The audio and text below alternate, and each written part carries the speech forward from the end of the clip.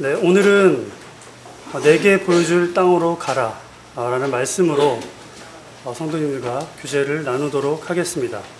본문은 창세기 12장부터 46장까지의 말씀입니다. 믿음의 조상들이 하나님의 약속하신 땅 안에서 어떻게 소망을 이루어가는가를 살펴보도록 하겠습니다. 하나님을 믿는 사람들은 하나님께서 약속하신 그 땅에서 혹은 그 영역, 하나님의 말씀이 있는 곳, 하나님의 인도가 있는 곳, 그리고 소망이 있는 곳에서 어떻게 살아가는지를 살펴보도록 하겠습니다. 이 땅은 세상과 구분되어져 있기 때문에 이곳에서만 우리가 소망을 이룰 수 있다는 것을 말씀을 통해서 배우도록 하겠습니다. 지난주 저희가 에베소서 6장을 암송했습니다. 정말 많은 성도님들이 참여해 주셨습니다. 저는 암송을 하면서 구약의 한 말씀이 생각이 났습니다. 신명기 6장 6절에서 9절 말씀입니다. 같이 봉독하도록 하겠습니다. 시작. 오늘 내가 내게 명하는 이 말씀을 너는 마음에 새기고 내 자녀에게 조전하게 하시며 집에 앉았을 때든지 그를 할 때든지 누워 있을 때든지 일어날 때든지 이 말씀을 강론할 것이며 너는 또 그것을 내 손목에 매어 교를 삼으며 내 미간에 붙여 표로 삼고 또 내 집 문설주와 바깥문에 벽을하였잖아. 제가 처음 이 말씀을 접할 때는 그냥 말씀을 열심히 말씀이 그냥 많이 보라는 그런 의미구나라고만 생각했습니다. 하지만 암송을 시작하면서 정말 이 말씀이 이루어지는 것을 보게 되었습니다.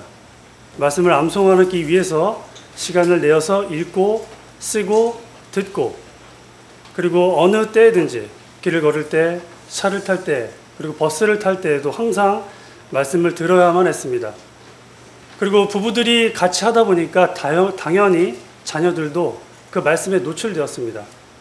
작년 에베소서 5장을 외울 때도 막내 서연이가 저희가 특별히 암송을 가르쳐 주지 않았는데도 하도 많이 들으니까 어물어물 따라하더라고요.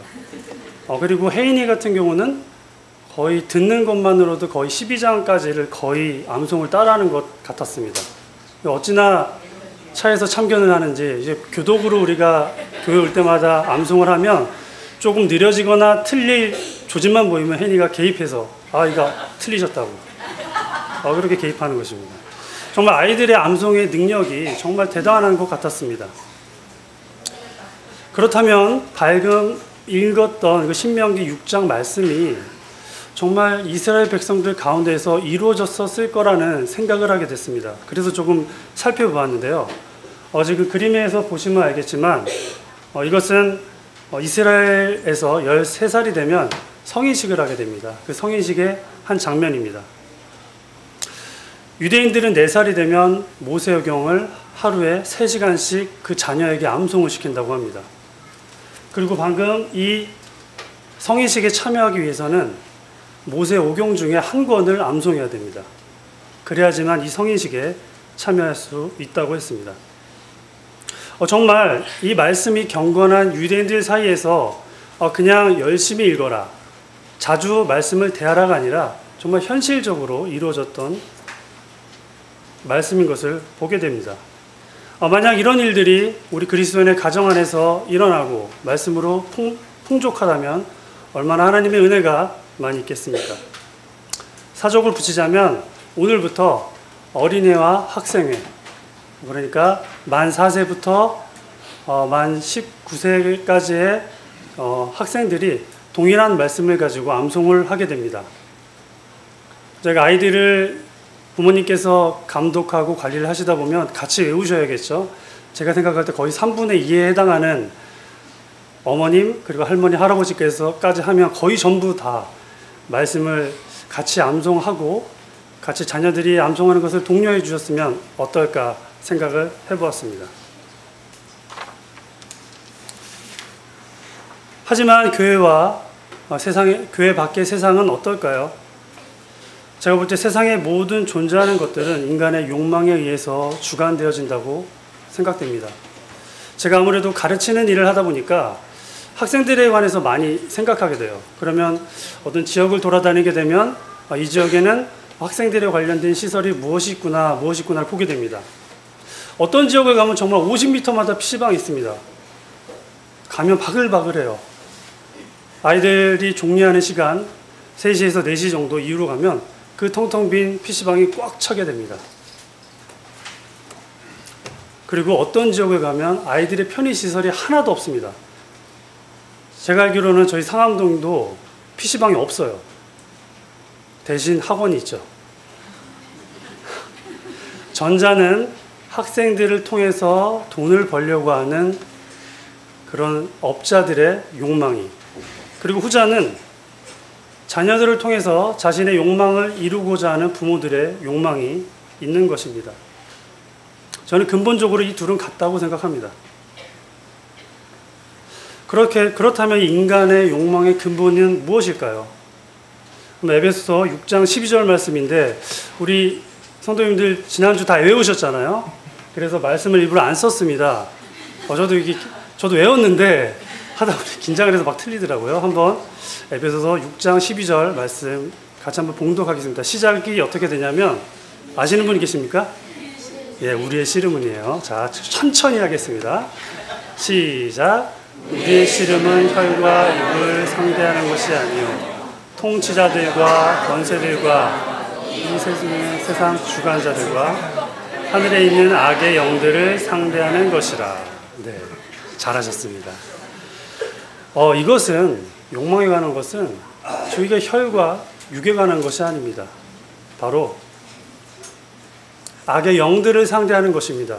그 영들을 상대하는 것이기 때문에 하나님이 하시지 않으면 해결할 수 없는 것들입니다. 우리가 하나님의 정하신 곳에서 우리가 거룩해질 수 있는데 그곳은 분리되어야만 합니다. 오늘은 본문 창세기를 통해서 아브라함과 이삭과 야곱의 삶의 여정을 통해서 어떻게 그들이 거룩해지려고 투쟁이고 싸웠는지, 그리고 어떻게 그들이 그 삶 속에서 교훈을 받았는지를 보기를 원합니다.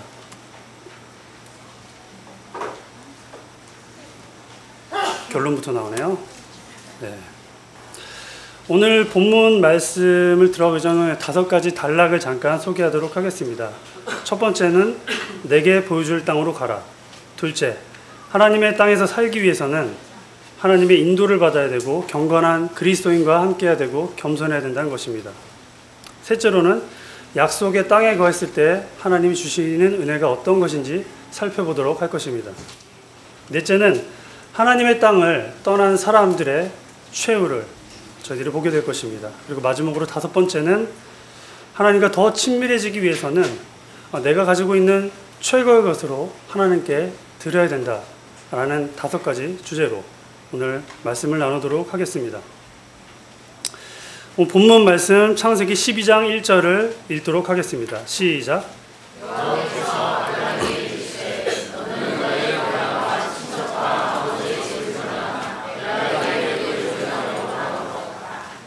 네, 아브라함의 이동 경로를 지도로 표현해 보겠습니다. 여기 보시면 갈대아 우르가 이쪽에 있습니다. 그래서 쭉 위로 올라가서 하란에 있다가, 그리고 이곳에서 말씀을 받고 세겜 땅으로 이동하는 장면이 바로 창세기 12장, 13장의 부분입니다. 아브라함이 살고 있던 우르 땅은 여러분들이 잘 아시겠지만 수메르 문명의 혜택을 받고 있었던 곳입니다. 이 수메르 문명은 이집트 문명보다 1000년이나 빠른 문명의 발생이 시작되었습니다. 심지어 그 당시에 아브라함이 살 당시의 유적들을 살펴보니 좀 수세식 화장실이 있었고요. 그 관계수로가 있는데 그 관계수로를 코팅했는데 그것을 유기로 했다고 합니다. 그러니까 백자, 청자를 코팅했던 그런 유기를 이용해서 관계수로를 만들었다고 합니다. 제가 10대 어린 시절에 저희 외할머니, 외할아버지 집에는 그때도 재래식이었는데 20세기 말에 살았던 저보다 더 빨리 수세식 화장실을 접했던 것이 바로 수메르 문명, 당시 우르 사람들의 생활이었습니다.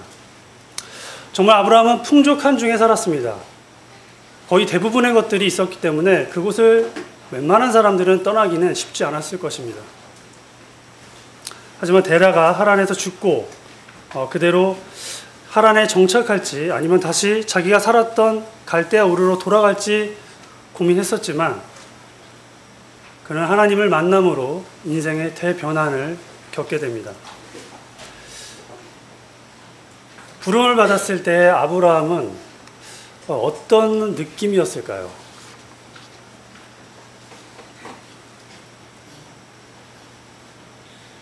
히브리서 11장 8절 말씀입니다. 같이 읽도록 하겠습니다. 시작.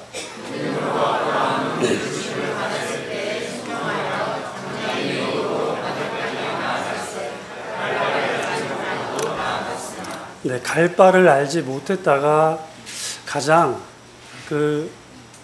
자기가 살고 있었던 땅을 벗어난 아브라함의 심정을 잘 나타낸 말이 아닌가 생각되어집니다. 이 말씀은 제게도 아주 특별한데요. 왜냐하면 제가 결혼을 해야겠다. 내가 저 사람과 결혼을 하겠다라는 결심을 가졌을 때 이 말씀을 하나님께 받았습니다. 정말 같이는 살고 싶은데 어떻게 프로포즈를 해야 되며 어떻게 결혼식을 준비하며 살 집은 어떻게 마련하며 정말 아무런 베이스가 없었습니다.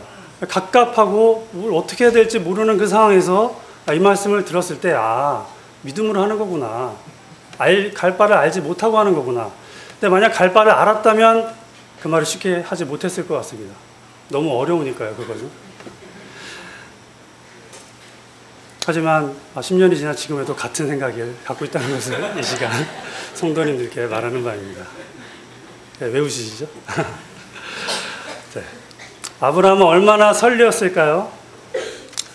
우상을 만드는 그 아버지 밑에서 일생을 살았습니다.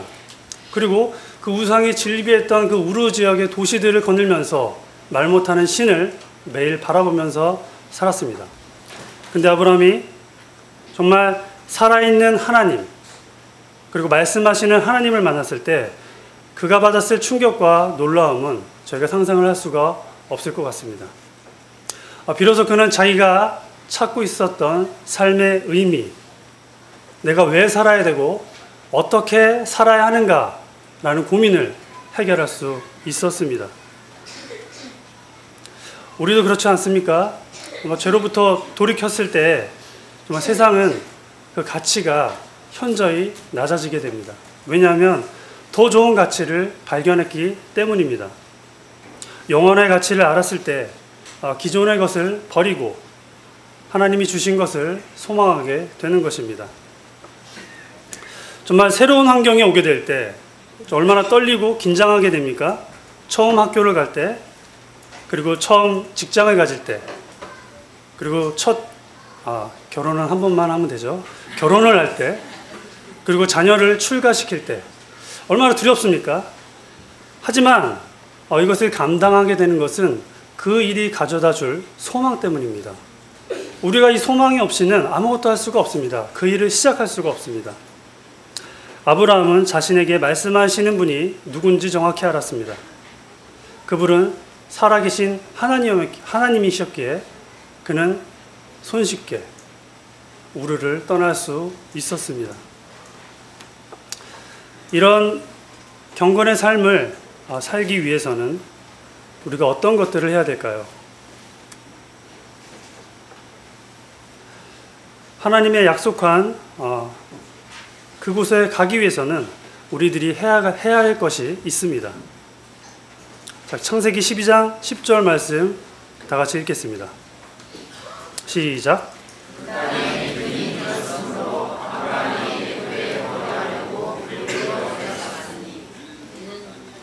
네. 그 땅에 기근이 들었습니다. 제가 자료를 조사하다 보니까 그 아브라함의 살았을 당시 기준으로 1000년 동안 300년마다 대기근이 있었다고 합니다. 정말 이것은 그냥 살기 힘드니까 떠나는 것이 아니라 정말 죽을 지경에 처해 있던 상황이었던 것 같습니다. 하지만 아쉬운 것은 그가 이 땅을 떠날 때 하나님과 아무런 교제와 교제가 없었던 것입니다. 하나님의 인도가 없었던 것입니다. 이 때문에 아브라함은 바로 어려움을 겪게 됩니다. 아브라함이 이주한 곳은 바로 애굽인데요. 애굽에 가자마자 자기 아내를 잃을 위기에 처했습니다. 그뿐만 아니라 아내뿐만 아니라 하나님과 했었던 그 약속마저도 모두 자신의 잘못 때문에, 자신의 불순종 때문에 잃어버릴 위기에 처해 있었습니다. 하지만 하나님이 주권적으로 개입하심으로써 이 연약한 아브라함을 건져내시는 것을 여러분 보게 됩니다. 보시면 아브라함이 헤브론에 있었다가 베델에 있었다가 애굽으로 내려가는 장면입니다. 그리고 그 하나님께서 건져주심으로 다시 애굽에서 네게브 땅으로 가게 됩니다.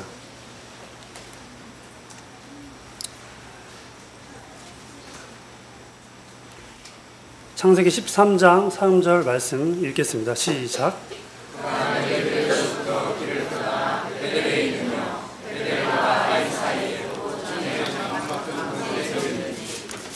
그는 다시 네게브를 거쳐 베델로 갑니다. 베델은 처음 세겜을 거쳐 베델에서 하나님께 처음 제단을 쌓고 그가 여호와라고 이름을 불렀던 곳입니다. 아브라함은 실수를 뒤로하고 다시 회복되었던 것입니다. 그는 다시 여호와의 이름을 불러 베델에 갔습니다. 하나의 문제가 해결된가 싶었는데 또 다른 문제가 시작되었습니다. 바로 베델에서 있었던 롯과의 분쟁이 그것입니다.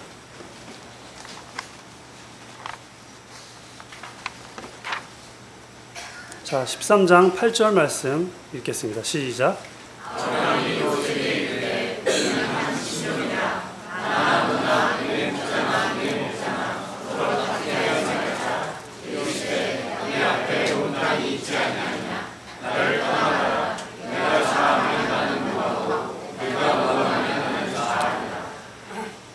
하나님 땅에 거하기 위해서 두 번째로 필요한 것은 바로 겸손한 마음입니다. 아브라함은 이 땅에 대한 합법적인 권한이 있었습니다. 선택권이 있었습니다. 하지만 그것을 온전히 롯에게 양보하는 장면입니다. 이것은 정말 하나님이 받으실 만한 것이었습니다. 하지만 롯은 그런 아브라함의 마음을 염두하지 않은 채, 배려하지 않은 채 그가 왜 나에게 양보를 했는가 생각지도 않고 선택권을 행사함으로 인생의 최대의 실수를 하게 됩니다. 아브라함은 처음에 많은 손해를 보는 것 같았지만 이 믿음의 선택을 통해서 하나님이 약속한 그 땅에 더 가까이 가게 되는 것을 보게 됩니다. 13장 11절 말씀 읽겠습니다. 시작.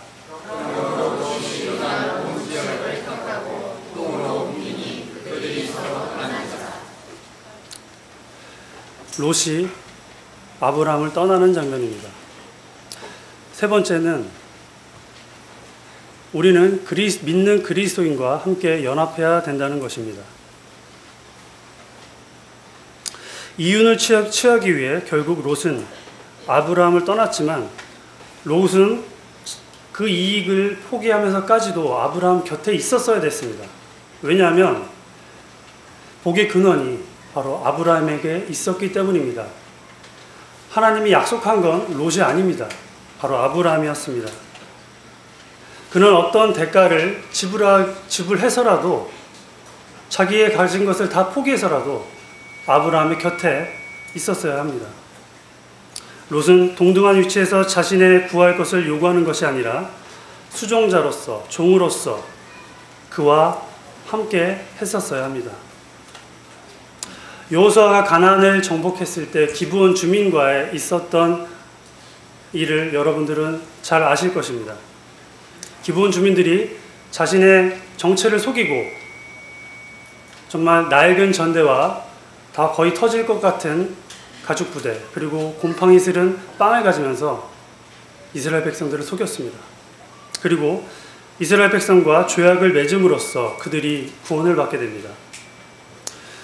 이처럼 롯은 자신의 권리를 포기하고 하나님과 함께하는 아브라함을 따랐어야만 됐습니다.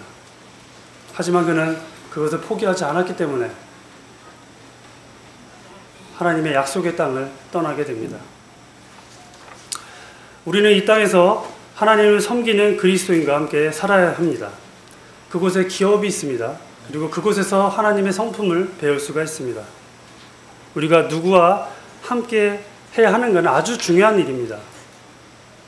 바로 그것이 교회와 성도임을 잊지 않으시기 바랍니다.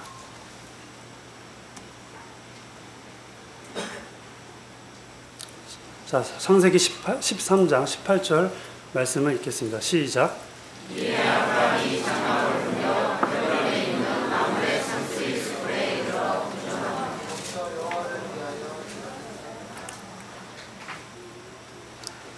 이제 헤브론으로 들어가는 장면입니다. 설교에 앞서 이 헤브론과 브엘세바라는 지역을 조금 자세히 설명하도록 하겠습니다. 브엘세바는 가나안 땅 남방 경계입니다. 이 브엘세바를 지나서 남쪽으로는 애굽이 있고 좌측으로는 그랄, 그러니까 여러분들이 아시는 블레셋 지역이 있습니다. 그리고 헤브론 땅은 하나님의 언약, 약속이 이루어지는 땅입니다. 바로 아브라함과 이삭과 야곱이 거주했던 땅입니다. 이 땅 안에서 하나님의 많은 언약들이 이루어지고 이 땅 안에 있을 때 많은 축복이 있었기 때문에 제가 생각할 때는 이스라엘 백성들이, 그 후손들이 장차 가나안 땅을 다 수복하기 이전에 하나님께서 약속하신 이 땅은 아마도 헤브론 주변과 그리고 브엘세바를 경계로 하는 그 지역이 아니었는가 조심스럽게 생각하게 됩니다. 이 두 지역이 자주 나오니 성도님들은 이 두 지역에 대해서 잘 염두해주고 들으셨으면 좋겠습니다.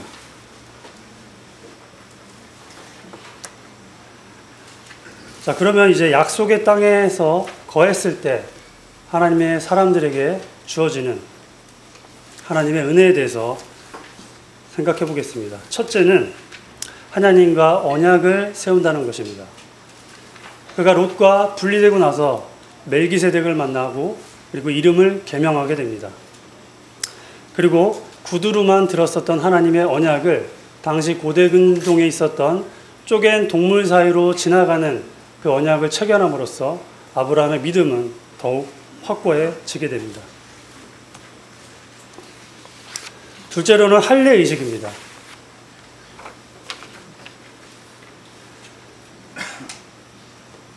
제가 17장 10절 말씀을 읽도록 하겠습니다. 너희 중 남자는 다 할례를 받으라.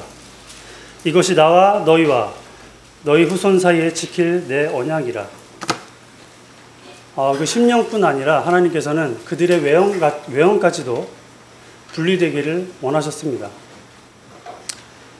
저희들이 그 겉사람을 많이 신경 쓰다 보니까, 속사람을 많이 신경 쓰다 보니까 겉사람에 대한 우리의 태도를 어떻게 할까 고민하시는 분들이 많은데, 분명한 것은 그 속사람이 거듭났다고 하면 그 우리의 외형적 모습도 분리되어야 한다는 것을 성도님들이 유념하셨으면 좋겠습니다. 그리고 약속의 자녀 이삭을 하나님께서 약속하셨다는 것입니다. 정말 하나님께서 아브라함을 인도했지만 아직까지 자녀를 얻지 못했습니다. 사라는 그 하나님께서 그 약속의 자녀를 주신다는 그 말을 듣고 뒤에서 웃었습니다. 하지만 아브라함은 이 약속의 자녀에 대한 소식을 듣고 정말 이제 하나님께서 곧 내게 주셨던 언약을 성취하실 거구나 라는 생각을 했을 것입니다. 나날이 하나님과의 관계가 더욱 친밀해지는 아브라함과 달리 롯은 그 정반대의 길을 가고 있었습니다.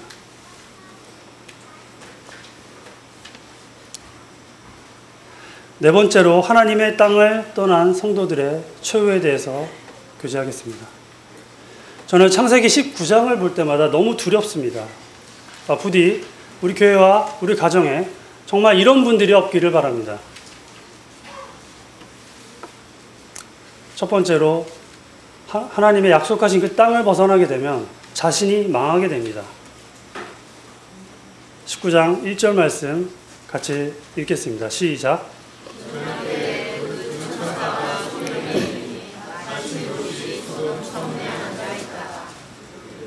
네.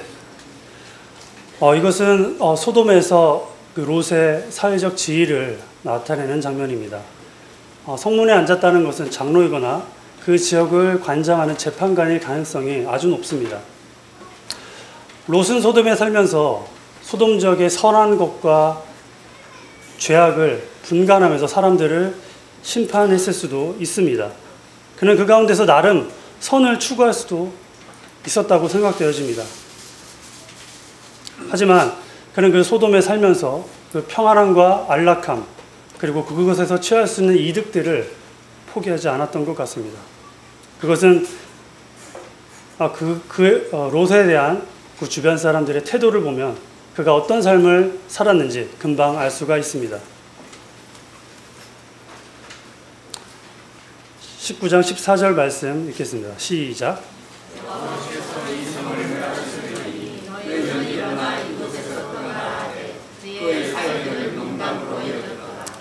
우리가 19장의 첫 장만 보면 롯은 그래도 경건을 유지했구나라고 생각되어질 수 있습니다. 왜냐하면 하나님의 천사가 왔을 때 곧바로 알아보고 그를 환대했기 때문입니다.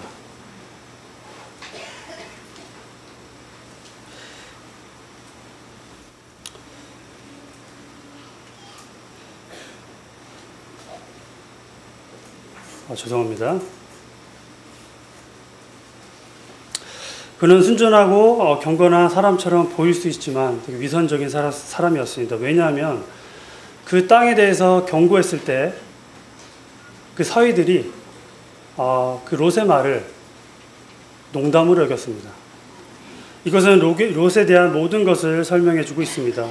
비록 그가 선한 것을 추구하고 있다고 했지만 그 주변 사람들, 가족들마저도 그가 어떤 사람이고 그가 어떤 삶을 살았는지 알았기 때문에 사위들도 그를 무시했다는 것입니다. 소돔의 삶은 롯을 집어삼켰고 그리고 그 가정은 이미 영적으로 파괴되었습니다. 그리고 둘째로 자녀들이 망하게 됩니다. 창세기 19장 30절입니다. 같이 한번 읽겠습니다. 시작. 큰 딸이 작은 딸에게 이르되 우리 아버지는 늙으셨고 온 세상의 요리를 살아 우리의 입이 이제 사람이 이 땅에 없으니 우리가 우리 아버지에게 술을 마시지 않고 기만하여 우리 아버지로 말미암아 손을 흘려다가 도망치는 중 아내는 뒤돌아보다가 소금 기둥이 됐고 두 딸들과 수알산지로 숨어들었습니다. 이 두 딸들은 정원자가 죽었기 때문에 도무지 이 수알산지에서는 새로운 혼인을 할 수 없다고 여겼습니다. 그리고 정말 끔찍한 근친상간의 죄를 저질렀습니다. 이 두 딸의 죄는 도대체 어디서부터 시작된 것일까요? 도대체 이런 생각을 하게 됐고 실행에 옮기기까지 아무런 제재를 받지 못했던 것일까요? 바로 그들이 하나님의 약속의 땅을 떠났기 때문입니다. 만약 그들이 아브라함과 같이 함께 지냈다면 과연 두 딸들이 이런 생각을 할 수 있었을까요? 저는 그렇게 생각하지 않습니다. 자, 요한일서 2장 15절 말씀입니다. 같이 읽겠습니다. 시작. 이 세상이나 세상에 있는 것들을 사랑하지 말라. 자, 롯은 자신의 가족을 데리고 악의 소굴로 들어간 것입니다. 과연 그곳에서 무엇을 기대했을까요? 자녀들이 그곳에서 무엇을 배울 것이라고 생각했을까요? 그가 하나님의 천사를 응대하고 반응한 것을 보면 자신의 신앙은 조금 건사했던 것 같습니다. 하지만 그의 아내와 그 두 딸들은 어떻게 됐습니까? 이 모순된 두 삶을 살다가 자신과 가족을 모두 타락시킨 가장의 모습을 저희들은 창세기 19장에서 볼 수 있습니다. 제발 아무도 이런 일이 이런 죄악들이 모든 교회와 성도들에게 일어나지 않기를 바랍니다. 부디 하나님이 약속한 그 영역, 그 땅을 벗어나지 마시기 바랍니다. 오늘 주일 예배와 말씀 시간에 정말 이 자리를 가득 채우신 성도님들이 제 눈에 보입니다. 하지만 우리는 이 집회 말고도 수요 집회, 화요기도 모임, 토요일 새벽기도 모임, 그리고 교회 학교와 각종 성경 공부 모임이 있습니다. 나는 이 집회 시간에 어디에 있습니까? 부단 이것뿐이겠습니까? 우리의 가정은 어떻습니까? 어떤 연구자가 연구를 했는데요. 잠과 학업을 제외하고 나서 우리 학생들의 경우에 1년에 약 3,000시간이 부모와 함께 할 수 있는 시간이라고 합니다. 저도 놀라워서 계산을 해보니까 정말 3,000시간이 나오더라고요. 이 시간을 우리는 어떻게 쓰고 있습니까? 사교육으로 보내기도 하고, 스마트폰을 가지고 놀기도 하고, 친구들을 만나기도 합니다. 그리고 신앙으로 하나님을 성경 교육할 수 있는 시간이 되기도 합니다. 우리는 그 시간을 무엇으로 채우고 있습니까? 가정에서는 부모님들이 말씀에 근거를 해서 가르치고 있습니까? 신명기 6장 5절에서 7절 말씀입니다. 같이 읽겠습니다. 시작.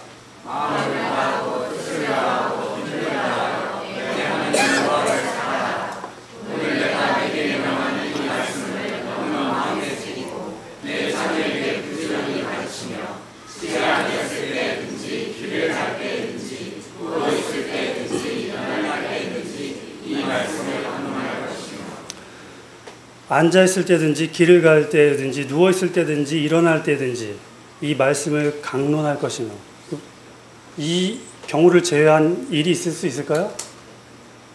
이 말은 항상 가르치라는 것입니다. 항상 신앙교육을 부모가 자녀들에게 하라는 하나님의 명령입니다. 이것은 그냥 한번 해봐야겠다, 한번 시도해 봐야겠다라고 할 수 있는 것이 아닙니다. 마음을 다하고 뜻을 다하고 힘을 다해야지만 할 수 있는 그런 일입니다. 우리는 무엇으로 내 가정과 우리 교회를 지키려고 하는 것일까요? 제가 학생의 교사 세미나를 준비하면서 좀 설문조사를 했습니다. 설문 중에 하나가 이거였습니다. 각 가정에서 정기적인 신앙교육을 하고 있습니까? 라는 질문을 했습니다. 그래서 월 1회, 월 2회, 그리고 주 1회, 주 3회, 주 5회 이상, 그리고 없음으로 했습니다. 어느 정도 나왔을 것 같아요, 저희 교회. 한번 예측해보시죠. 맞추는 사람에게 제가 상품권 드리겠습니다. 남은 상품권이 2개가 있어요. 네, 한번 맞춰보시기 바랍니다. 네? 아니, 제가 질문을 잘못 드렸네요.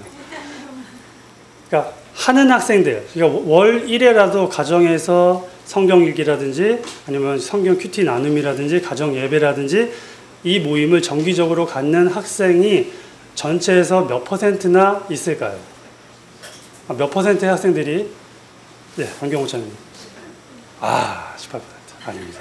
그보다 높아요. 60, 정말 그러면 놀라운 일이 벌어질 것 같습니다. 네. 30%보다 많아요. 엄청난 거죠. 이게 일반 교회에서도 30%가 넘으면 엄청난 수치예요. 근데 상품권이 굳었네요. 저희가 놀라운 숫자가 나왔습니다. 43%예요.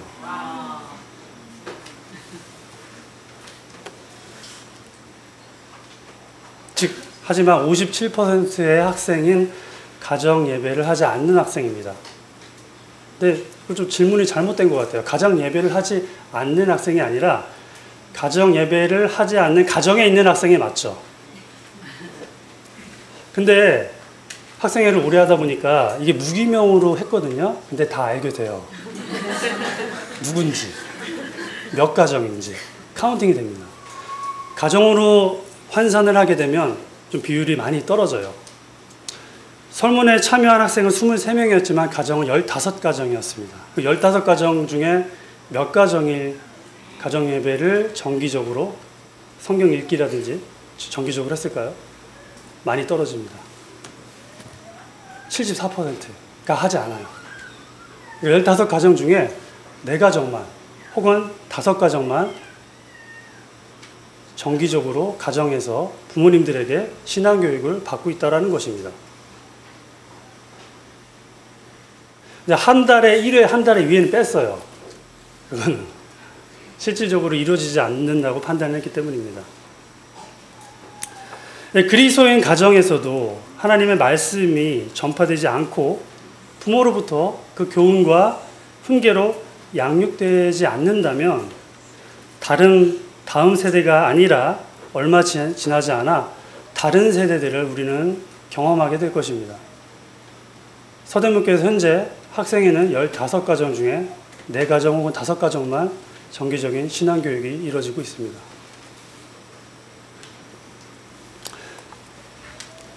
그러면 우리는 어떻게 하면 하나님과 더욱 가깝게 관계를 맺을 수가 있을까요? 첫 번째로는 이스마엘을 떠나보내야 됩니다. 말씀 읽겠습니다. 시작.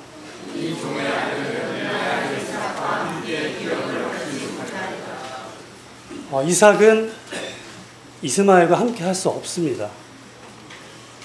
이스마엘은 불신앙에 대한 아브라함의 열매이기 때문입니다.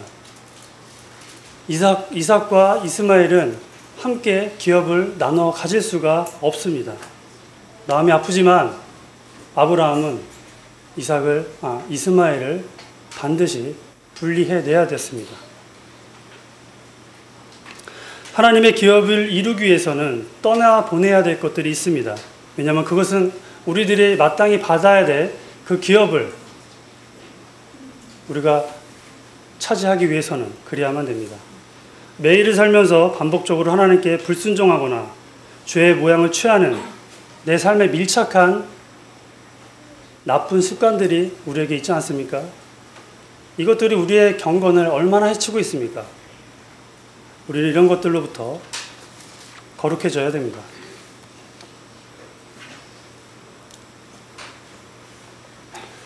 그 두 번째로는 가장 귀한 것으로 하나님께 드리라는 것입니다. 우리에게 가장 귀한 것은 무엇일까요? 주님을 제하고. 우리 원래 학생 중에 한 명이 연주자매? 하나님 빼고 주님 빼고 가장 귀한 게 뭐예요? 본인한테 제일 소중한 거? 네? 가족. 정답이 나왔네요. 네. 그러면 신혼부부 오늘 김종빈 형제 어디죠? 어디십니까? 오늘 인사하셨는데 김종빈 형제님 가장 귀한 것이 무엇입니까? 잘 대답하셔야 됩니다. 엄마? 대답을 못하세요. 너무 워낙 당연하니까 대답을 못하시는 거죠.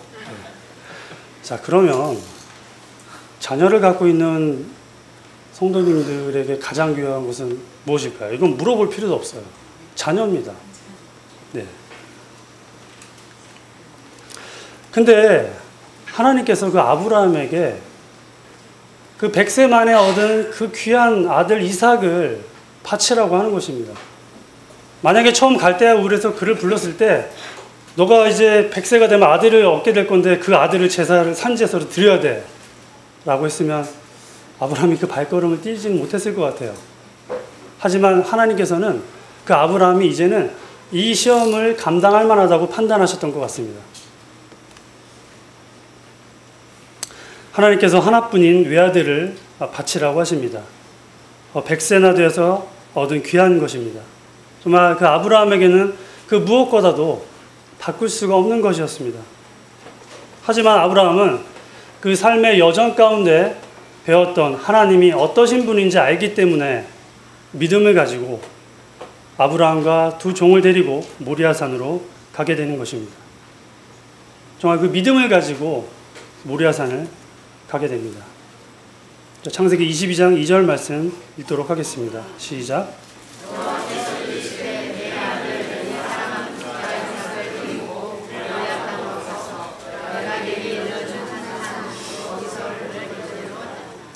보통 이삭의 당시의 나이를 추측할 때 뭐 16살, 17살이라고 하는데 이삭의 번제 사건 이후로 사라가 죽습니다. 근데 그때가 127세거든요. 즉 이삭의 나이가 최대 37살 정도 될 거라고 얘기하는 사람도 있습니다. 그리고 짐을 지고 3일길을 움직일 수 있는 건장한 청년이 아니었겠는가라고 생각되어집니다. 창세기 22장 7절 말씀 같이 읽도록 하겠습니다. 시작.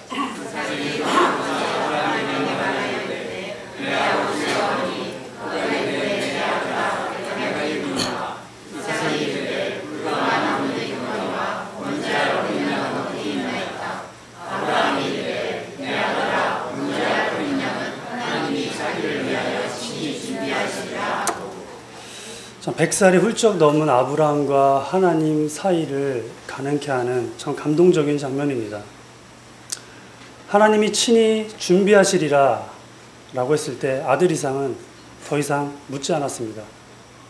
아들 이삭이 여기 물음표 보이시죠? 이 지경이 될 때까지 왜 이랬을까요? 저희가 이 그림을 선택한 이유가 있습니다. 그것은 뭐냐면 이 아들 이삭은 아버지가 어떤 분인지 알았던 거예요. 이삭은 아버지가 평생에 하나님과 어떻게 대화하고 교제하고 살았는지를 알았습니다. 하나님이 아버지 아브라함을 어떻게 그를 인도해 내셨는지도 가장 가까운 거리에서 보고 들었을 것입니다. 이삭은 아버지가 하는 그 일에는 반드시 그만한 이유가 있을 거라는 생각을 했을 것입니다. 그렇지 않고서는 그가 이렇게 번제를 드릴 때까지 가만히 있을 수가 없는 것입니다. 뭐 어떤 사람은 기절을 시켰다는 사람도 있어요. 저는 이거는 믿지 않습니다. 몰래 뒤통수를 탁 쳐서 기절시킨 다음에 꽁꽁 묶고. 이 건장한 청년은 아버지를 뿌리칠 수 있는 힘이 있었습니다. 하지만 그는 그러지 않았습니다. 나의 가장 귀한 것이 무엇입니까? 그것을 하나님께 드리십시오. 하나님께서는 저희들의 가장 귀한 것들을 뺏는 분이 아니십니다. 오히려 그것들로 인해서 우리를 빼앗길까 걱정하는 분이십니다. 만약 부모들이 하나님을 경외하고 그분을 따르는 삶을 산다면 자녀들은 그 부모를 통해서 하나님을 볼 것입니다. 하지만 성경에는 그 반대의 경우도 있다는 것을 저희들이 생각해야 될 것입니다. 이것은 엘리의 두 아들 홈리와 비누아스에 관한 이야기입니다. 사무엘상 2장 17절 말씀 읽도록 하겠습니다. 시작. 그들은 이 홈리와 비누아스는 하나님을 경외하지 않았습니다. 읽겠습니다. 시작. 불신앙과 영적 쇠퇴는 성적인 그리고 도덕적인 타락을 가져다 줍니다. 읽겠습니다. 시작. 사람이 사람에게 범죄하면 하나님이 심판하시리라. 만일 사람이 여호와께 범죄하면 누가 그를 위하여 간구하겠느냐. 하나님을 경외하지 않는 그들은 그 아버지마저 그 권위를 인정하지 않은 것을 보게 됩니다. 근데 그 이유가 바로 뒤에 나타납니다. 그 아들들이 왜 이렇게 됐을까요? 읽겠습니다. 시작. 아들이 우상입니다. 엘리에게는 그랬습니다. 그 자식들을 하나님보다 더 귀하게 여겼던 것입니다. 그 자식들이 죄를 짓고 하나님 앞에 범죄하는 그때까지도 아무런 개입을 하지 않았던 것이 그 두 아들을 이렇게 만든 것입니다. 부모의 책임입니다. 사사기 2장 10절 말씀 읽겠습니다. 시작. 그 세 사람도 다 그 조상에게로 돌아갔고 그 외에 남은 자들은 여호와를 알지 못하며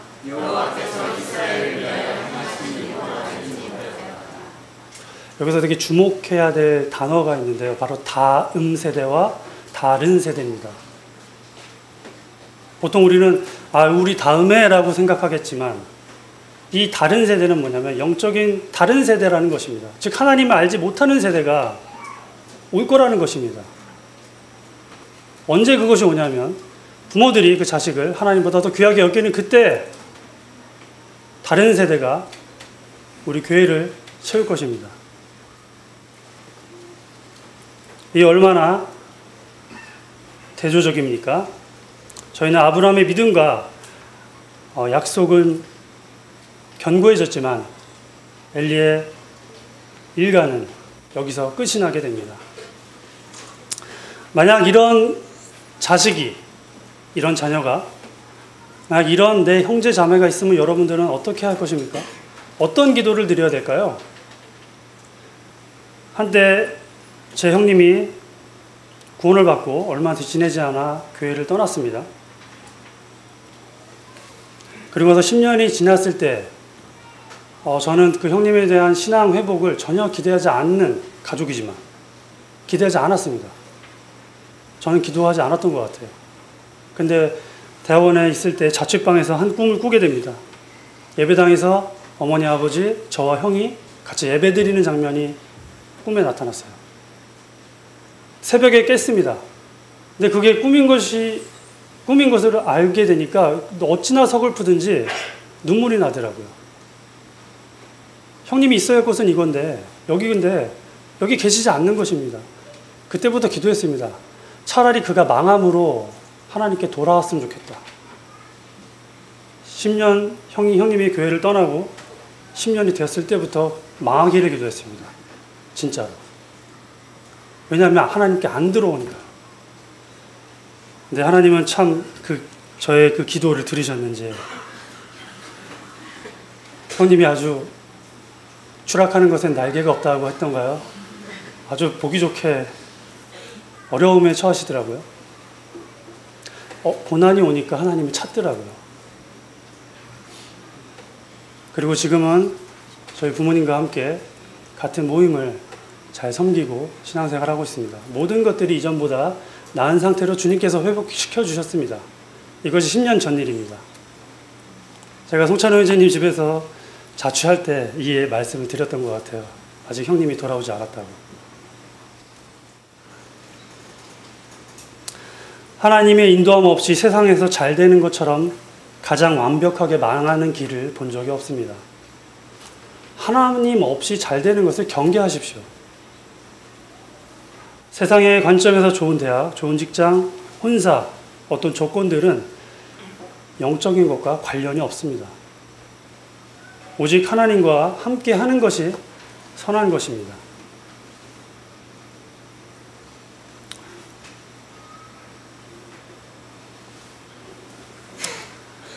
우리가 모두 아브라함과 이삭의 전철을 따라가길 원합니다. 각자의 가정에서 자녀들에게 선포하시기 바랍니다. 자녀들아, 내 가정은 하나님을 섬기고 하나님을 믿는 가정이니 너도 마땅히 그래야 되지 않겠냐고 이야기하십시오.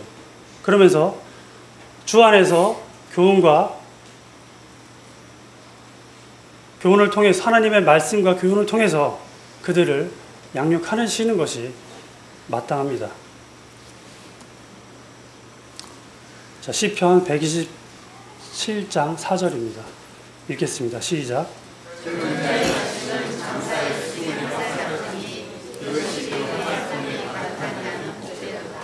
자, 자녀는 화살입니다. 내 화살의 시인은 어디를 향하고 있습니까? 지금 보면은 재밌는 장면이 있죠. 화살이 이상하죠? 깜짝 놀랍니다. 이렇게 키운 게 아닌데, 내가 이렇게 안 키웠는데. 부모에게 책임이 있습니다. 우리의 자녀는 내 것이 아닙니다. 그들의 삶의 참 주인은 하나님이십니다. 그들의 참 부모이신 하나님 손에 자녀들을 맡기시기 바랍니다. 이후의 여정은 이렇습니다. 이삭이 파란만장한 삶이 지나가고 어느새 나이가 들고 이제 쌍둥이 아들 야곱의 관점으로 성경이 다시 시작되게 됩니다. 야곱 또한 격정의 인생을 살았습니다. 산전수전을 겪고 마지막 장면, 아버지에게로 돌아가는 장면입니다. 이제 라반과 결별을 하고 에서를 지나서 다시 베델을 거쳐서 헤브론으로 가고 있습니다. 창세기 25장 27절을 읽도록 하겠습니다. 시작.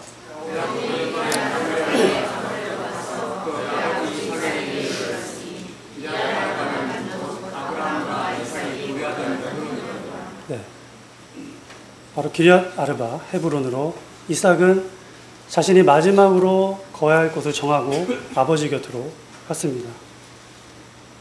그곳은 아브라함이 거했던 곳, 그리고 이삭이 거했던 곳입니다. 이 땅에 있을 때 아브라함과 이삭과 야곱이 하나님께 축복을 받았습니다. 그곳은 기럇 아르바, 곧 헤브론입니다.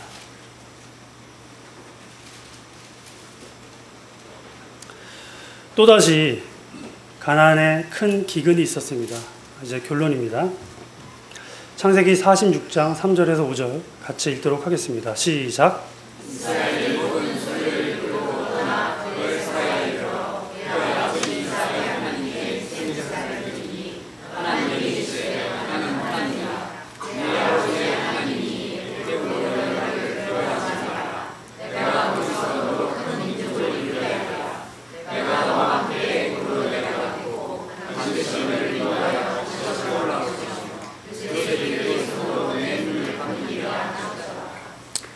또다시 큰 기근이 아브라함과 이삭에 이어 야곱까지 경험하게 됩니다. 열 아들은 이미 이집트로 그 식량을 구하러 갔는데 갑자기 돌아오더니만 그 베냐민을 데려가야 된다는 것입니다. 인생에 낙이 없었고 사랑하는 아들 요셉을 잃은 이 노인은 너무나 서글펐습니다. 그리고 이 기근 때문에 자신의 민족들이 멸족의 위기에 처해 있던 것입니다. 하지만 죽은 줄만 알았던 그 아들 요셉이 살아 돌아왔고 이집트의 총리가 되었다는 소식에 정말 기뻐하는 야곱을 저희들이 볼 수가 있습니다. 죽었던 아들이 이집트에 있고 그리고 더 이상 이 가나안 땅은 머물 수가 없었습니다. 그에게는 그 땅을 떠나야 될 모든 조건이 갖추어진 것 같았습니다. 하지만 야곱은 그것으로 만족하지 않았습니다. 그에게는 떠날 이유가 한 가지가 부족했는데 그것이 무엇이냐면 바로 하나님의 인도였습니다. 그는 브엘세바, 곧 가나안 땅의 경계에서 가기 전에 그 땅으로 내려가기 전에 하나님께 묻습니다. 그때 하나님께서는 그들에게 걱정하지 말라고 그를 안심시키면서 내가 너와 함께 한다는 말을 남기시면서 그를 다독이는 장면을 보게 됩니다. 정말 기근을 대하는 아브라함과 이삭과는 달리 야곱은 그 시험을 잘 통과했습니다. 정말 야곱의 인생이 헛된 것이 아니었구나. 그 야곱의 신앙의 성숙함을 바라볼 수 있는 그런 장면이었습니다. 이집트에서 모든 삶을 마치고 이후 야곱은 아브라함과 이삭이 묻힌 마므레 앞 막벨라 굴, 즉 헤브론에 묻히게 됩니다. 그는 죽으면서까지도 하나님이 있으라고 했던 그 땅에 있기를 원했습니다. 그는 어디에 있어야 할지 알았습니다. 오늘 믿음의 조상들의 삶의 경로를 따라가면서 우리가 왜 하나님께서 약속하신 그 땅에 있어야 되는지를 살펴보았습니다. 오늘 교제를 통해서 성도님들이 아브라함과 이삭과 야곱의 일생에 있었던 그 일들, 우리에게 있어서 약속의 땅이 무엇인지 잘 생각해 보시기 바랍니다.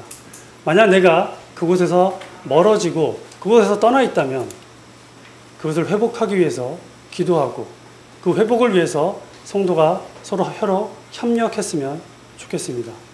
뒤처진 사람이 있으면 그 사람을 돕고 도움이 필요한 사람이 있으면 찾아가서 돕는 그런 아름다운 교회의 모습으로 하나님께 영광을 돌렸으면 좋겠다는 생각을 하면서 오늘 교제를 마치도록 하겠습니다. 감사합니다.